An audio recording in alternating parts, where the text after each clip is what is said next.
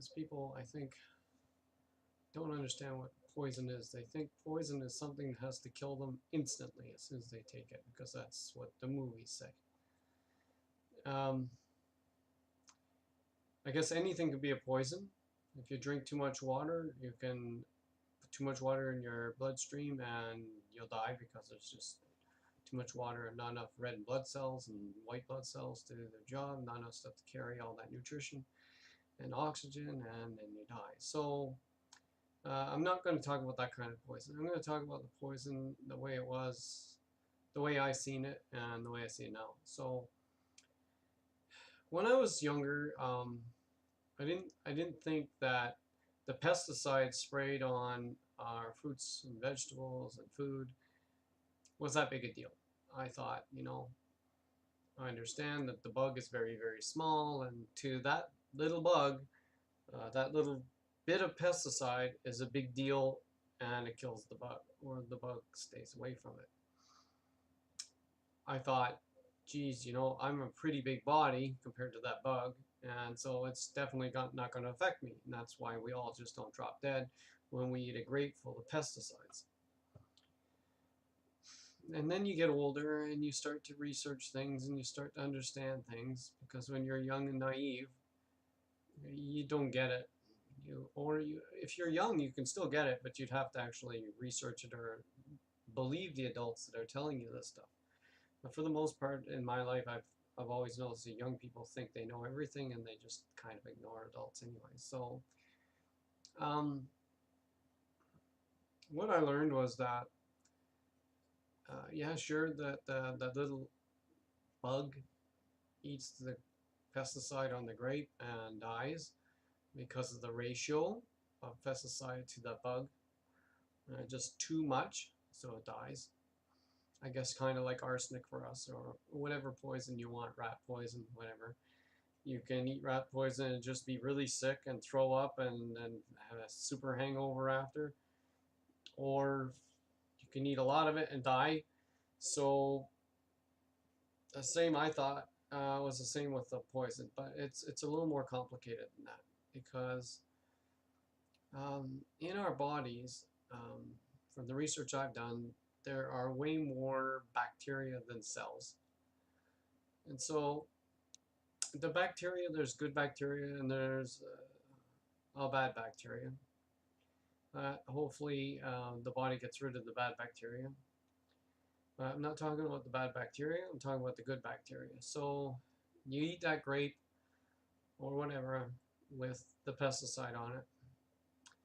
Now, that pesticide is going to get removed from the grape while it's in your stomach, and it's going to start attacking everything. It's going to start poisoning all the cells it touches, and those cells are going to die. So some of those pesticides go into your bloodstream and start pumping through your bloodstream and touching all the cells in your body that it can. Others are going to attack all the good bacteria in your gut flora. And you need that bacteria, because every bit of the bacteria in your body does something that's important. You need it. So when you eat pesticides, even though you don't drop dead or go throw up or whatever, it's still affecting you. And I've learned that, like, every single grape I eat, I have a rag. Try it sometime. Take a white cloth, whatever, rag, and clean every single grape. And then you're going to find that that rag gets brown. It's disgusting. And I often wonder, like, how much poison are you willing to eat? Like, if somebody hands you a dish full of poison, I don't care what kind of poison, it can be pesticides, rat poison, whatever.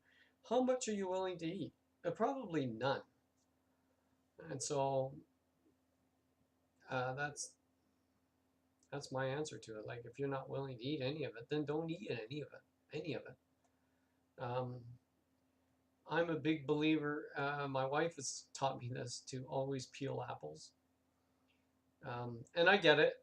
The pesticide, even though it goes on the outside of the apple, it still gets into the root system. It still comes up into the apple. So it's best to eat organic. But sometimes you just can't find organic or whatever reason. So you want to eat this apple. So it's a good thing to peel it.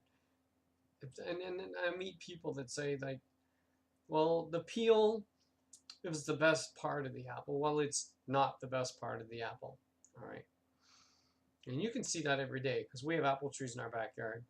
The bugs that eat the apples, they don't sit there eating the peel. They eat the seed. So they burrow their way, tunnel their way down into where the seed of the apple is, and that's what they eat. And when I eat apples, that's the part I look forward to eating the most. I get to the seeds, I crunch them up, and eat them.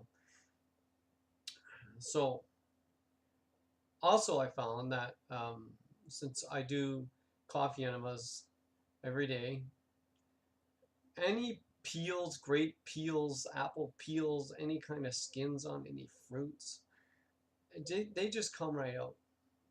So that means that my body doesn't even care about the skins and the peels. Um, a good test you can do for this is eat raw corn.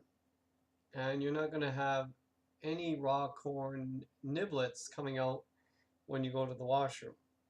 But as soon as you cook that corn, you get niblets in your poop. So that means your body is just refusing to digest it. It's refusing it. It's getting rid of it. You know, just I think common sense. So as far as poison goes, that to me is a poison. Like, I mean, there's other poisons like fluoride in the water and chlorine in the water and chemical hot tubs, chemicals in swimming pools, and don't fool yourself. Your skin is porous.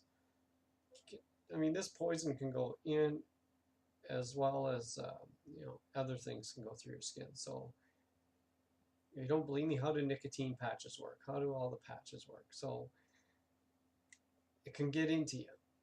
So I'm just saying, if you want to take poison, I mean that's all your business. But be aware that you're not safe. I mean, eventually it will catch up.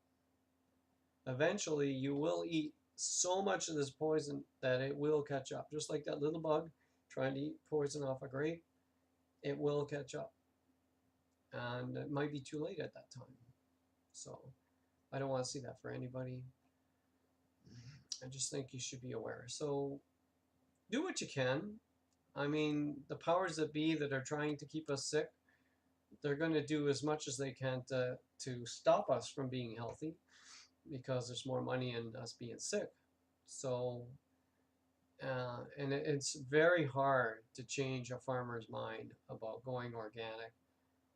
Well, that's damn near impossible because they have been completely brainwashed. Also, they've reaped the profits of having 30% more crops, and they're not eager to let that go. And I think they'd have to let their fields sit for many years before they could call it an organic field and grow organic. So, but they're not prepared to do that either. Even though the farmers that I've met that are organic farmers are way more wealthy than the farmers that are not organic, and these organic farmers, they even get money from suing the farmers beside them that are blowing, the wind's blowing the seeds and the pesticides onto their land, and they're winning court cases. So, the world's changing. The world's changing, and you're probably seeing this because you've got questions, and yeah, your questions are valid. Like, you should be concerned and protect yourself. Also, a way that I clean off any residue pesticides or whatever off my fruits and vegetables, the best way I like is a 35% food grade hydrogen peroxide. I'll put like an ounce in a sink full of water. I'll drop the fruit into it, and right away you'll see the fruit start bubbling, and it's removing all that crap from the fruit. Also, I've seen people boiling water and pouring boiling water over the apple, and I've tried that. Of course, you have to eat the apple right away because it's like cooking the outside of the apple. But it does make it sweeter and it does make it taste better, and it does, give you a peace of mind that the pesticide's gone. But for the most part, peeling it works too. So I hope this has helped. I hope you guys like the stuff I'm doing, but I'm going to keep on doing it and giving you guys advice that I learned throughout my life, learning about everything. So have a good day. Bye bye.